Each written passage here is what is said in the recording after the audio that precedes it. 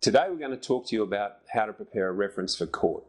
Many people turn up to court with a reference that might be appropriate to use for a job interview or a job application, but when you're in a courtroom, the reference needs to be focused to that occasion.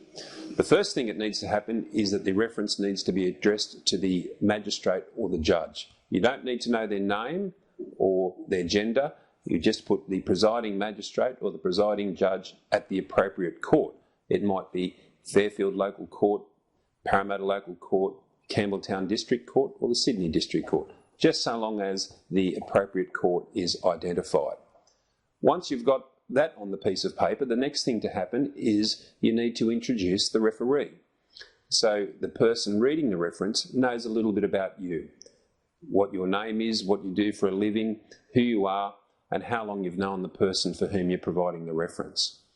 That gives the reference some foundation, and the person reading the reference will understand a little bit more about you. The next thing that should be included is a brief outline of how you come to know the person for whom you're providing the reference. It might be through work, they might be a lifelong friend, they might be some type of relative, but that'll give some more information to the person reading the reference as to who it is that's providing the reference and in what context they know them. The most important thing, I think, for any reference is the fact that you are aware of the charge that the person is facing. It is important because you're about to give in the next paragraphs your opinion of that person, and it is really, really important for the court to know that you are aware not only of the charge that they're facing, but also the facts and circumstances that surround that charge. That gives the reference real context.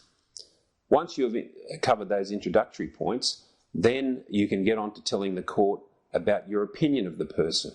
Were you surprised that the offence was committed? Was it out of character? Were you shocked? And how has the person reacted in your opinion? Be a little bit careful about saying things about being surprised, because if it's their second or third offence, perhaps you shouldn't be surprised. If it's a reference for court in relation to a traffic matter, ask them about their traffic record. Don't go along and say that they're perfectly law-abiding citizens when they've got a bad traffic record. If you know about those things on the reference, include them. If it's for a drink driving case and it's their second charge, include the fact that you know it's their second charge. The next thing you can do as you get towards the end is you can make a comment on the effect that this might have on the person.